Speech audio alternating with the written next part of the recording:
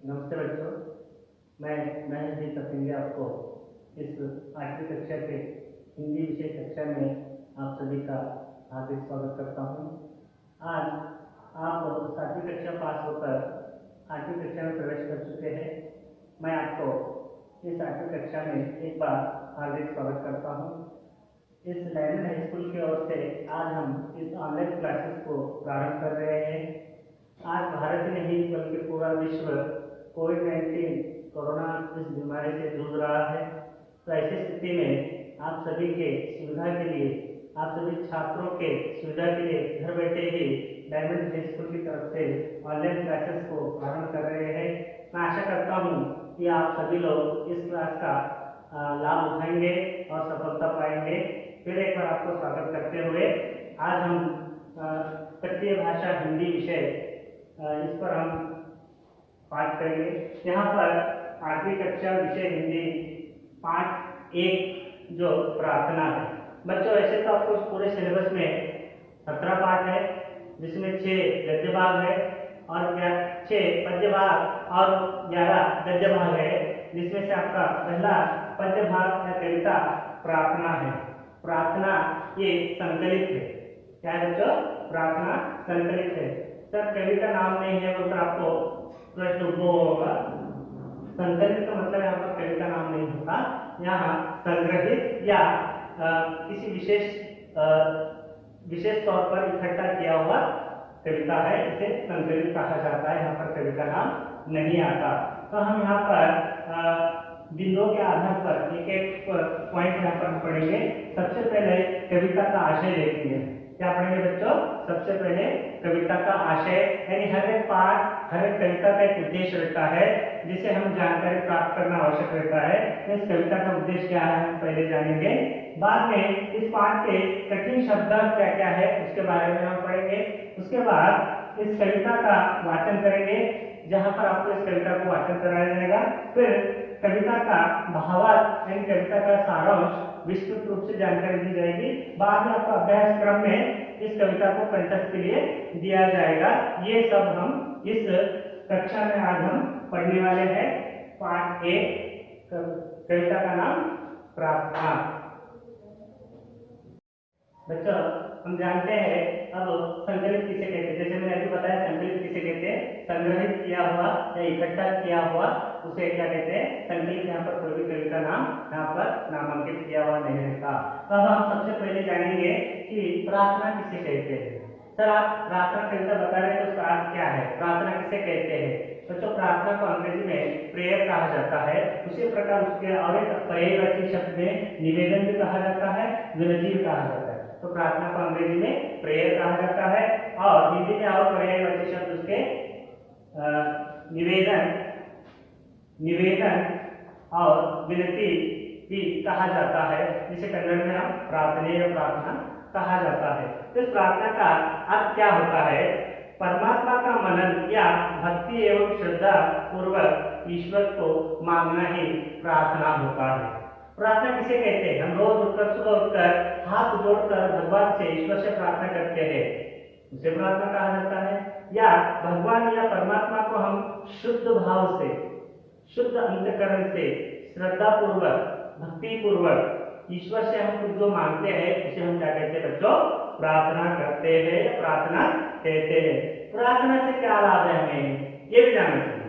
तो छात्र बच्चों, तुम्हें छात्र जीवन में स्कूल में रोज आपको प्रार्थना के लिए समय रखा जाता है। सुबह स्कूल खुलता है, खुलते ही आपको 10 या 15 मिनट का स्कूल में सुबह का प्रार्थना रखा जाता है, जिसमें हम राष्ट्रगान गाते हैं। उसके बाद प्रार्थना वो सभी उसमें करते हैं।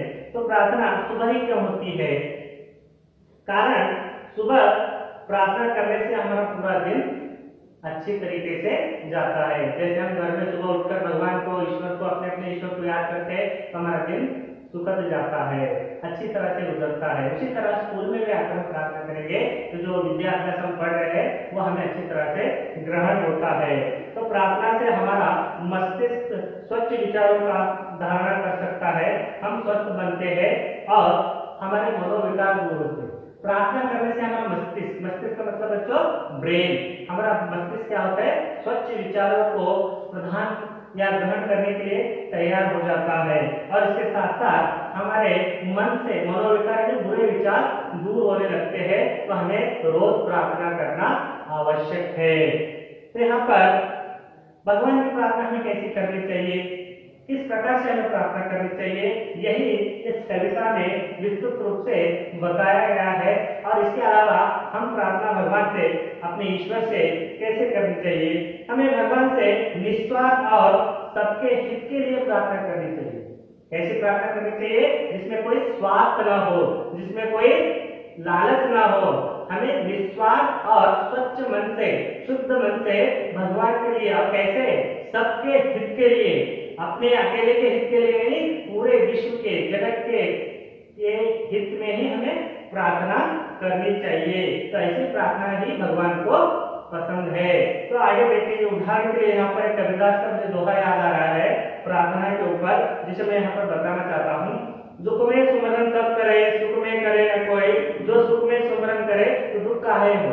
तो कबीरदास यहाँ कहते हैं, जैसे एक बार पढ़ता आपको समझ में आए तो, दुख में सुमरन सब करे, सुख में करे न कोई, जो सुख में सुमरन करे तो दुख काहे हो। तो यहाँ पर कबीरदास ये कहते हैं कि सब लोग दुख में ही, सुमरन नहीं याद करना, सब लोग जब हमारे ऊपर विपदा आती है, संकट आते हैं, दुख आते हैं, तभी हम प्रार्थना करने के लिए भगवान के पास जाते हैं। जब सुख होता है तो कभी भी हम भगवान को याद नहीं करते। जब भी हमारे पास दुख आता है तभी हम भगवान को याद करने के लिए चल पड़ते हैं, मंदिर के लिए चल पड़ते हैं। लेकिन जब सुख आए तो भगवान को भूल जाते हैं। तो ऐसा हमें प्रार्थना नहीं करनी चाहिए। हमें भगवान को और ईश्वर को हमेशा के लिए, हर समय के लिए हमें याद करना है। तो ऐसी प्रार्थना करनी चाहिए कि दूसरों के हित में आए, सबके हित में आए। अपने स्वार्थ भावना से कोई प्रार्थना नहीं करनी चाहिए। यहाँ पर प्रार्थना के बारे में इतना मैं आपको बता रहा हूँ। आगे चलेंगे आप पाठ के, और पाठ का आशय क्या है ये जानने के लिए यहाँ पर बच्चों प्रार्थना कविता के सबसे पहले बिंदु या पॉइंट पर हम पढ़ते हैं, इस कविता का आशय क्या है।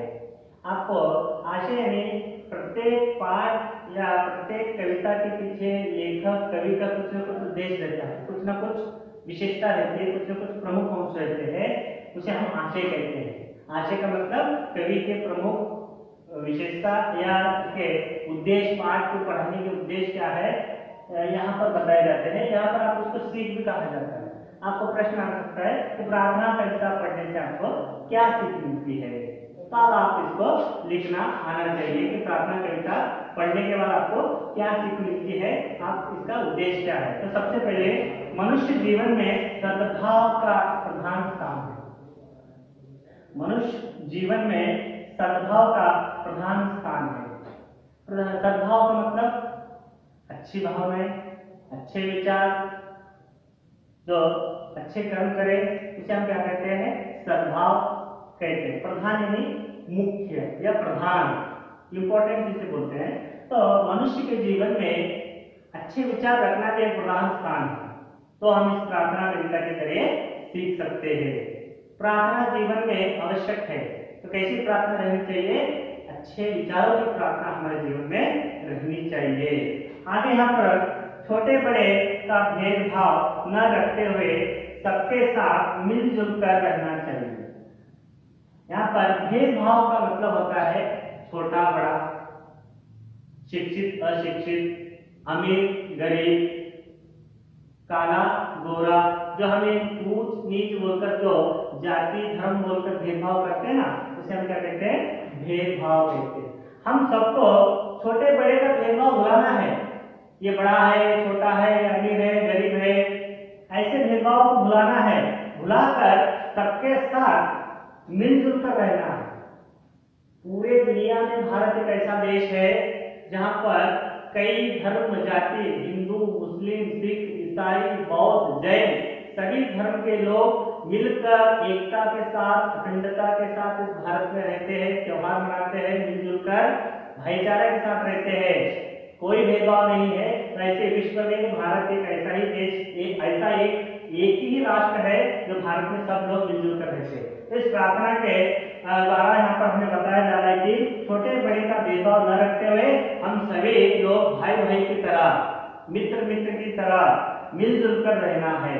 इस देश में सभी लोग मिलजुल कर रहना है। किसी का, आगे देखिए, किसी का अपमान नहीं करना चाहिए। अपमान यानी अवहेलना, किसी का इंसल्ट बोलते ना, किसी का अपमान हमें नहीं करना है। किसी के मन को दुखने जैसा कार्य हमें कभी नहीं करना चाहिए।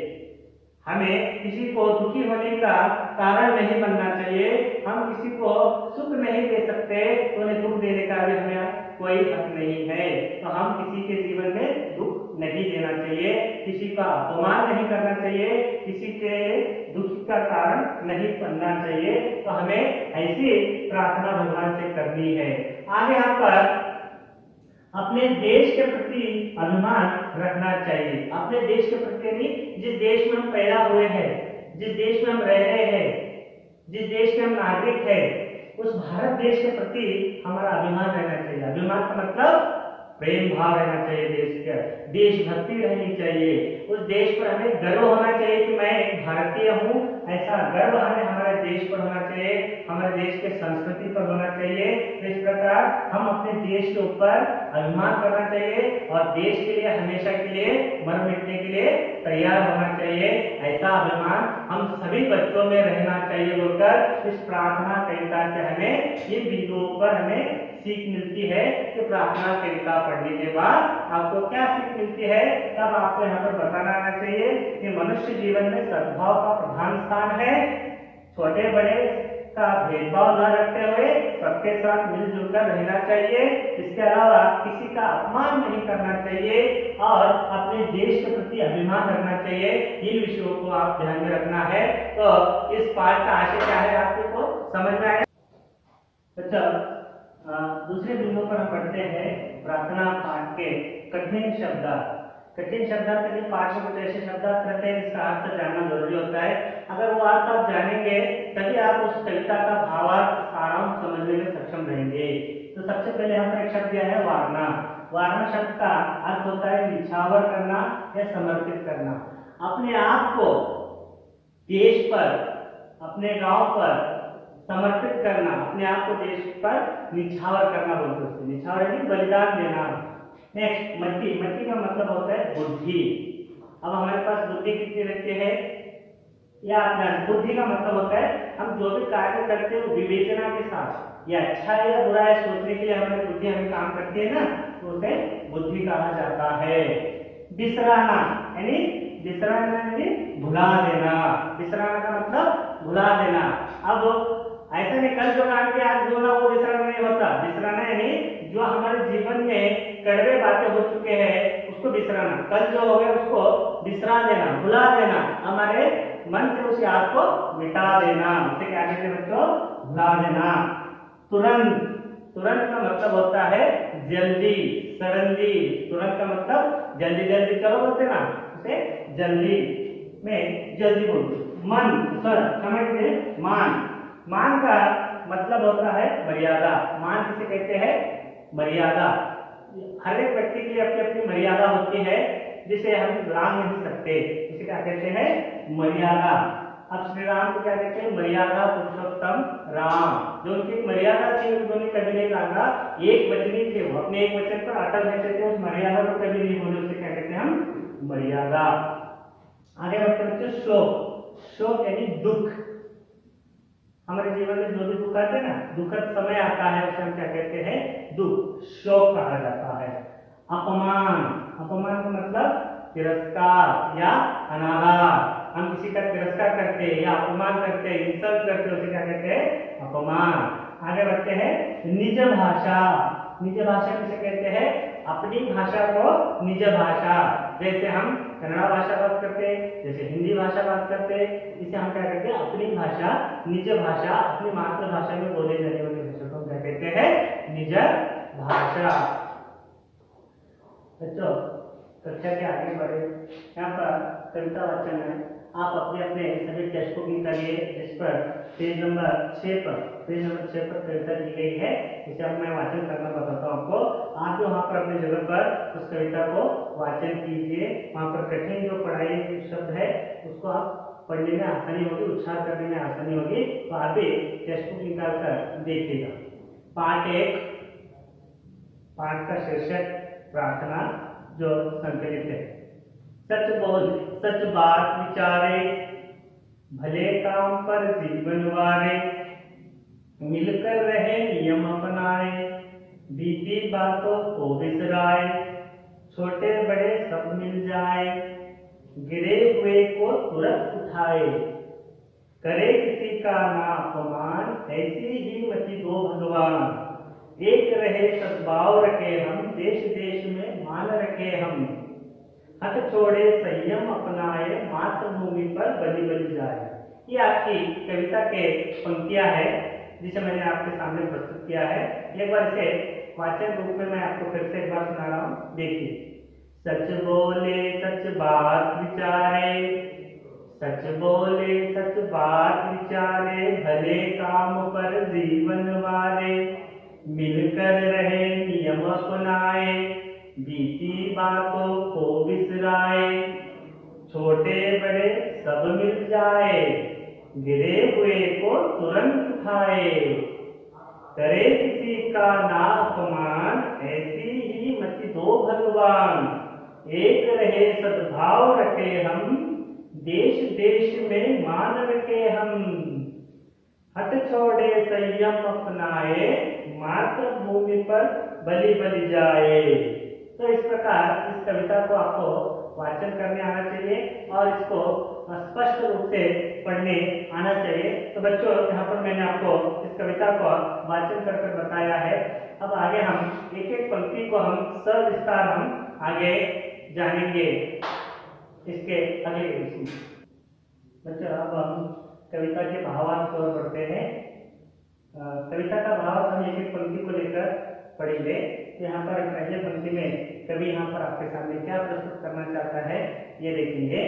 सच बोले सच बात विचारे, भले काम पर जीवन वारे। ये दो ही लाइन है लेकिन इसका बहुत अर्थ देता है बच्चों।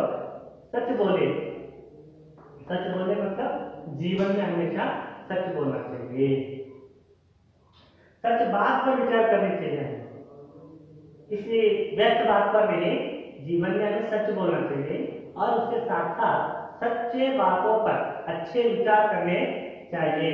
भले ही अच्छे कामों पर हमारा जीवन क्या होना चाहिए, वारे ही निछाव करना चाहिए, समर्पित करना चाहिए। कवि इस कविता में कह रहे हैं मनुष्य जीवन में हमेशा सच बोलना चाहिए।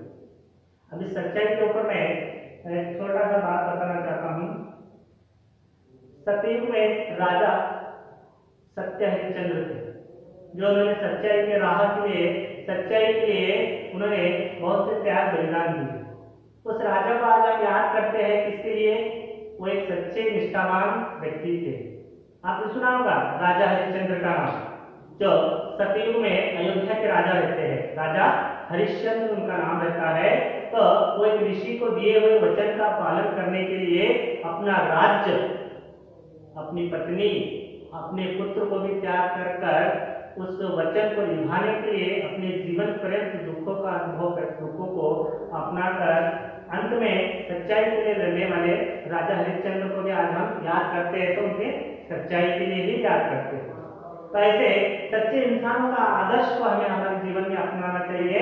ऐसी प्रार्थना हमें भगवान से करनी चाहिए कि उनके गुण हमें आने चाहिए।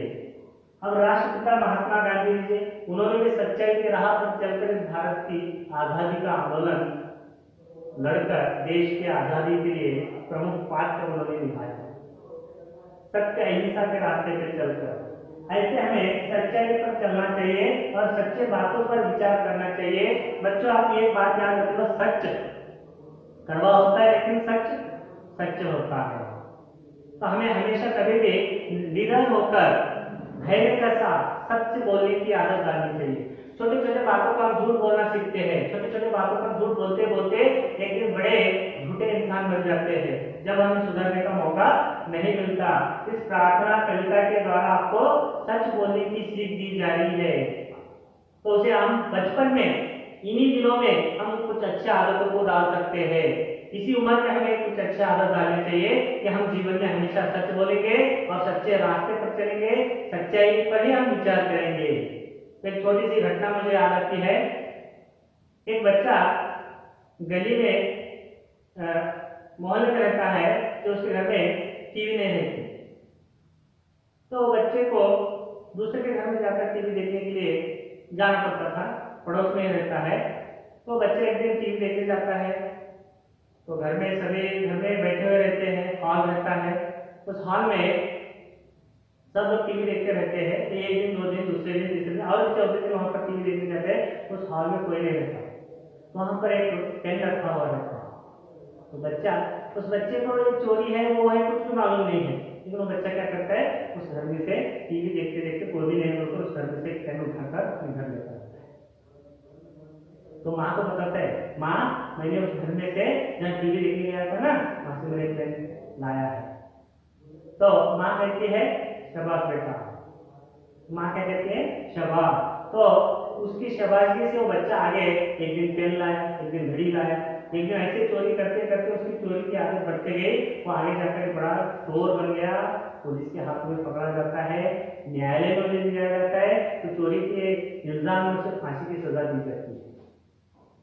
तो बचपन में उसे आदत गिरती है, इसे सुधारने वाला कोई नहीं था, तो न्यायाधीश होते हैं जीवन में ये चोरी के इल्जाम से उसे फांसी मिल रही है, इसे कुछ बोलना है क्या?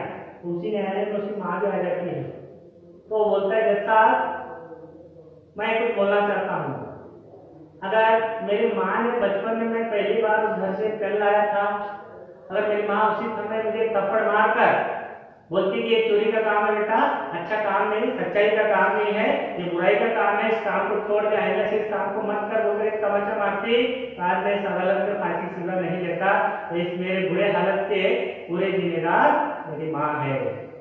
देखो बच्चों, जिसे छोटी छोटी आदत के साथ साथ एक बुरी आदत के साथ साथ फांसी की सजा तक जाने के लिए तैयार हुआ, तो ऐसे सच झूठ का सहारा हमें नहीं लेना है, ऐसे अन्याय का सहारा नहीं लेना है, हम प्रार्थना करना है, सच्चे मन से प्रार्थना करना है, हे भगवान अच्छे बुद्धि दो, सच्चाई पर चलने का नेक रास्ता दो, ऐसे प्रार्थना करनी चाहिए। भले काम पर, अच्छे काम पर हमें जीवन वारना चाहिए, सच्ची बातों पर विचार करना चाहिए, अपने संपूर्ण जीवन भलाई और लोक कल्याण के लिए समर्पित करना चाहिए।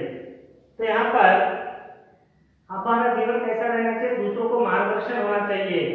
जैसे हम राजा सत्य हरिश्चंद्र के जीवन से हम क्या सीखते कि वो सच्चे राजा थे, तो उनके मार्ग पर हमें चलना चाहिए, तो ऐसे हम भलाई के रास्ते पर चलने की प्रेरणा की प्रार्थना के से हमें मिलता है। यहाँ पर कबीरदास का एक दोहा यहाँ पर याद आ रहा है, ऐसी वाणी बोलिए मन का आपा खोए, आवरण को शीतल करे आपहु शीतल हो। यहाँ पर इसका मतलब फिर से एक बार दोहा पढ़ रहा हूं मैं, ऐसी वाणी बोलिए मन का आपा खोए, आवरण को शीतल करे आपहु शीतल हो।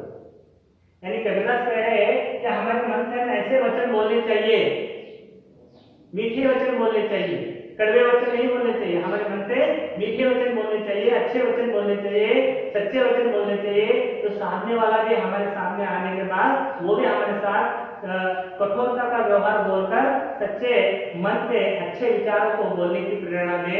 ऐसे हमें वचन बोलने चाहिए, ऐसे बातें बोलनी चाहिए जो दूसरों के मन को ठंडक दे, सुख दे, ऐसे बातें, ऐसी बात पर विचार करनी चाहिए, सच्चाई के रास्ते पर चलनी चाहिए, सच्चाई की बातों पर विचार करना चाहिए।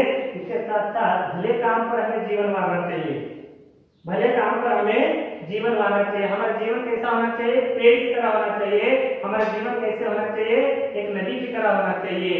उदाहरण के लिए पेड़ को बहुत से फल लगते हैं, पेड़ को बहुत से फूल लगते हैं, कभी वो पेड़ अपना फल खुद खाता है? नहीं। नदी में पानी बहता है तो नदी खुद अपना पानी पीती? नहीं। तो हमें ऐसा जीवन जीना चाहिए, हमारे लिए नहीं दूसरों के लिए जीना चाहिए, दूसरों के लिए समर्पित होना चाहिए। इस कविता के जरिए पेड़ अपना फल खुद नहीं खाता, नदी अपना पानी खुद नहीं पीता, तो ऐसे हमें निस्वार्थ जीवन को जीना है। हमारा जीवन संपूर्ण दूसरों के भलाई के लिए जीना है, तो हमें जीवन में सच्चाई के राह पर चलना है, सच्चे बातों का विचार करना है, भले काम पर जीवन मारना चाहिए। इस तरह से हमें कभी यहाँ पर पहले पंक्ति में बता रहा है कि सच बोले, सच बात विचारे, भले काम पर जीवन मारे। हमारा पूरा जीवन सच्चाई पर चलना चाहिए, आदर्श प्रिय हमारा जीवन होना चाहिए कि ये जीवन ऐसा होना चाहिए। तो इस प्रकार से आपको बच्चों पहली पंक्ति कुछ उदाहरण देकर मैं समझाने का प्रयास किया, आपको समझ में आया होगा। तो आगे प्रार्थना कविता में कवि अपने दूसरे पंक्ति में बताना चाह रहा है कि मिलकर रहे, नियम अपनाए, बीती बातों को बिसराए। यहाँ पर मिलकर रहना है, सब लोग एक साथ रहना है। नियम का मतलब रूल्स या कायदा भी हो सकता है। अपनाए का मतलब हमारे जीवन में उसे अपनाना है। बीती बातों का मतलब पुराने याद, पुराने बातों, बीती बातों को, पुराने बातों को बिसराना है। बिसराना है संपूर्ण से भुला देना है। तो यहाँ पर हमारी प्रार्थना कैसे रहनी चाहिए? यहाँ पर मिलकर रहे, हम सब भाई भाई बोलकर मिलकर रहना चाहिए, भाईचारा के साथ रहना चाहिए। आज पूरे देश में हम हिंदू, मुस्लिम, सिख, ईसाई, बौद्ध, जैन, अनेक धर्म के लोग हैं, मिलकर रहते हैं, मिलकर एक दूसरे के त्योहार में शामिल होते हैं। तो हमें भाईचारे के साथ इस देश में मिलकर रहना है, सब लोग एकता से रहना है, अखंडता से रहना है। ऐसी प्रार्थना हमें भगवान से करनी चाहिए, हे भगवान हम सब इस देश में मिलकर रहे। नियमों को अपनाना है, हमें कोई नियम तोड़ना नहीं है, नियमों को अपनाना है। अब उदाहरण के लिए नियम कैसे रहते हैं? सुबह जल्दी उठना है, जल्दी उठकर अच्छे नियमों को अपनाना है। हमारे जीवन में काम में आने वाले अच्छे नियमों को अपनाना है। जैसे सुबह जल्दी उठना, ये अच्छा नियम है। योग अभ्यास करना, व्यायाम करना, ध्यान करना, ये सब अच्छे नियम है। तो ऐसे अच्छे नियमों को हमें अपनाना है। इसके अलावा परिवार में, स्कूल में, सब लोगों के साथ देश में मिलजुल कर रहना है। ऐसा है हम परिवार में मिलकर रहेंगे, स्कूल में मिलकर नहीं रहेंगे, ऐसा नहीं है। घर में, स्कूल में, गांव में, गली में, देश में हर तरह मिलकर रहना है। सब लोग भाईचारा के साथ रहना है और नियमों को अपनाना है। हर नियमों को अपनाना है, कोई नियमों को तोड़ना नहीं है। एक नियम बनाना है, हमारा एक अनुशासन बनाना है। इसी अनुशासन के साथ हमें चलने की शक्ति दो बोलकर ऐसी प्रार्थना हम भगवान के साथ कर रहे हैं। और बीती बातों को बिसराना, हमारे जीवन में अगर कोई कड़वी यादों को भुलाकर जीवन के पथ पर आगे बढ़ना चाहिए। हमारे जीवन में मुझे इसने ऐसा कहा, उसने ऐसा कहा, उसके बदले की भावना हमारे मन में नहीं रहनी चाहिए। किसी को दुख पहुंचाने की भावना नहीं रहनी चाहिए, किसी को मन दुखाने की भावना नहीं रहनी चाहिए। बदले की भावना न रखते हुए हम क्षमामयी होना चाहिए कि हम एक दूसरे को क्षमा कर देना चाहिए। प्रेम से, स्नेह भाव से हमें जीना चाहिए। तो ऐसी बीती बातों को याद रखकर आने वाले समय को बर्बाद नहीं करना चाहिए। बीती बातें तो गुजर गए, छोड़ दो उसे, आने वाले समय को देखो। आने वाले समय में हम अच्छे विचारों को अपनाएंगे, मिलजुल कर रहेंगे, नियम अपनाएंगे। तो ऐसी प्रार्थना हमें भगवान से करनी है। तो हमें मिलजुल कर रहने का संदेश ये प्रार्थना कविता दे रही है। तो ऐसे में हमें मिलजुल कर एक साथ नियमों को अपनाकर चलने की ऐसी शक्ति दो भगवान बोलकर हम भगवान से प्रार्थना कर रहे हैं। तो हमें प्रार्थना में क्या रहना चाहिए? मिलकर रहे, नियम अपनाए, बीती बातों को बिसराए। बीती बातों को बिसराए, उसके लिए नियम, मेरे लिए नियम नहीं, सभी के लिए एक समान नियम रहना चाहिए। सभी लोग भाईचारे के साथ मिलकर रहना चाहिए। ऐसे बीती हुई बातों को हम याद करने से अच्छा है आने वाले समय को हम कैसे सुधारे, ऐसे बातों पर हमें ध्यान देना है। तो बीती बातों को बिसरा कर हमें अच्छे जीवन के राह पर चलना है। ऐसी प्रार्थना हमें भगवान से करनी चाहिए, ऐसी प्रार्थना हमें भगवान से करनी चाहिए। और आगे यहाँ पर इस कविता की पंक्ति के द्वारा हम ये सब सीखने को मिलता है। तो आज हम इस कक्षा में कक्षा भाग एक